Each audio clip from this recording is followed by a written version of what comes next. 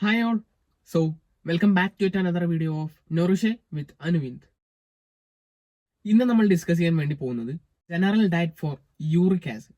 Uric acid കൊണ്ട് ബുദ്ധിമുട്ടുന്നവർക്കുള്ള ഒരു ജനറൽ ഡയറ്റ് പാറ്റേൺ ആണ്. എങ്ങനെയാണ് യൂറിക് ആസിഡ് ഉണ്ടാവുന്നത്?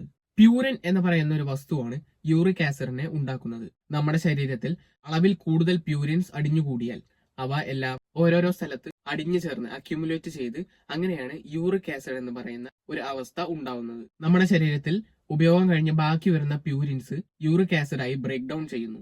പ്യൂരിൻസ് അടങ്ങിയിട്ടുള്ള ഭക്ഷണങ്ങൾ ഒരുപാട് കഴിച്ചു കഴിഞ്ഞാൽ നമ്മുടെ യൂറിക് ആസിഡിന്റെ അളവ് ഒരുപാട് ഉയരുന്നു. ഇവയെല്ലാം നമ്മുടെ ജോയിന്റ്സിൽ അടിഞ്ഞു ചേരുന്നു. യൂറിക് ആസിഡ് കൊണ്ടുള്ള ബുദ്ധിമുട്ടുകൾ കുറയ്ക്കാനായി നമ്മൾ ഹൈ പ്യൂരിൻ ഫുഡ്സ് അവോയ്ഡ് ചെയ്യണം. പ്യൂരിൻസ് ഒരുപാട് അടങ്ങിയിട്ടുള്ള ഭക്ഷണ വസ്തുക്കൾ ഒഴിവാക്കണം. അതായത് beef, bacon, lamb, pork, seafood, anchovies, mussel, herring, tuna, അതുപോലെ തന്നെ ഓർഗൻ മീറ്റ്സ് ആയ ലിവർ, കിഡ്നി, പിന്നെ സ്വീറ്റ് ബ്രെഡ്സ്, അതുപോലെ തന്നെ ഈസ്റ്റിൽ നിന്നുള്ള പ്രോഡക്റ്റുകൾ, Marmite, Vegemite, pheasant, partridge, goose, peas, beans, mushrooms, cauliflower.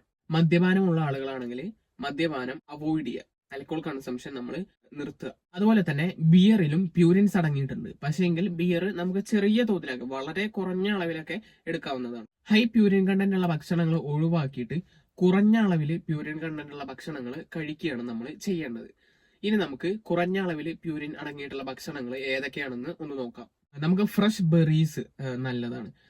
ഒരു കാര്യം ശ്രദ്ധിക്കുക, ഈ ചെറീസ് ഉണ്ടല്ലോ നമുക്ക് മാർക്കറ്റിലൊക്കെ അവൈലബിൾ ആയിട്ടുള്ള ഈ ചെറീസ് നമ്മുടെ യൂറിക് ആസിഡിന് വളരെയധികം നല്ലതാണ്. അത്രയും ഗുണം ചെയ്യുന്നുണ്ട്. അതുപോലെ തന്നെ ആപ്പിള്, പഴം ഒക്കെ കഴിക്കാവുന്നതാണ്. പിന്നെ ഹൈ വൈറ്റമിൻ സി കണ്ടൻസ് അടങ്ങിയിട്ടുള്ള ഭക്ഷണങ്ങൾ, അതായത് സിട്രസ് ഫ്രൂട്ട്സ്, റെഡ് ക്യാബേജ്, പിന്നെ പെപ്പേഴ്സ്, കുരുമുളക്, തക്കാളി, ഇലക്കറികള്, സെലറി, പൈനാപ്പിൾ, ഇവയൊക്കെ നമുക്ക് കഴിക്കാവുന്നതാണ്. അതുപോലെ തന്നെ ഡയറി പ്രൊഡക്ട്സ്, പാലുൽപ്പന്നങ്ങൾ എല്ലാം ലോ ഫാറ്റ് ആയിട്ടുള്ള പ്രൊഡക്ട്സുകൾ തെരഞ്ഞെടുത്ത് നമ്മൾ കഴിക്കുക. പിന്നെ പാസ്ത, അതുപോലെ തന്നെ നമ്മുടെ ചോറ്, പിന്നെ സീരിയൽസ്, നട്ട്സ്, സീഡ്സ്, ഇവയൊക്കെ കഴിക്കാം. നമ്മളിങ്ങനെ ഒരു ലോ പ്യൂരിൻ ഡയറ്റ് ഫോളോ ചെയ്യുന്നതിലൂടെ നമ്മളെ ഫ്രൂട്ട്സിന്റെയും വെജിറ്റബിൾസിന്റെയും ഒക്കെ നമ്മൾ കഴിക്കുന്നതിന്റെ അളവ് വലിയ അളവിൽ കൂടുന്നു. ഇതൊക്കെ ഫാറ്റി പ്രോട്ടീൻസിന്റെ അളവ് കുറച്ചിട്ട് നമ്മളെ യൂറിക് ആസിഡിൽ നിന്നും ഒരു സേഫ് ലെവലിലാക്കി നിർത്തുന്നു. യൂറിക് ആസിഡിൽ ഗണ്യമായ ഒരു കുറവ് വരുമ്പോൾ നമുക്ക് വെയിറ്റ് ലോസ് ആവാൻ വേണ്ടിയിട്ട് ചാൻസസ് ഉണ്ട്. ഈ ഒബീസ് ആയിട്ടുള്ളവർ, ഭയങ്കരമായിട്ട് തടി ഉള്ളവർക്കാണ് ഈ യൂറിക് ആസിഡിനുള്ള റിസ്കുകൾ കൂടുന്നത്. മെല്ലെ മെല്ലെ നമ്മൾ വെയിറ്റ് കുറയ്ക്കാൻ പാടുള്ളൂ. ഒറ്റയടിക്ക് വെയിറ്റ് കുറയുന്നത് ഒരു ഹെൽത്തി വേ അല്ല. ഒറ്റയടിക്ക് വെയിറ്റ് കുറയുന്നതിലൂടെ കീറ്റോസിസ് ആവാൻ വേണ്ടിയിട്ട് സാധ്യതകളുണ്ട്.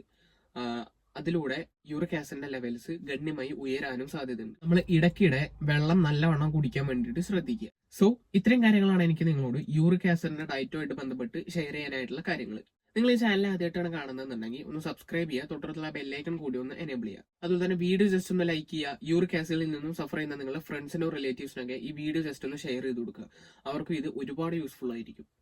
ഇൻസ്റ്റാഗ്രാമിലും ഫേസ്ബുക്കിലും നമ്മളെ ഫോളോ ചെയ്യാത്തവർ പോയിട്ട് ഫോളോ ചെയ്യുക. അതിലും നമ്മൾ ഇതുപോലെ ഡെയിലി ന്യൂട്രീഷണൽ ഇൻഫോർമേഷൻസ് പ്രൊവൈഡ് ചെയ്യാറുണ്ട്. അടുത്തൊരു വീഡിയോ ആയിട്ട് വരുന്നത് വരെ ബൈ.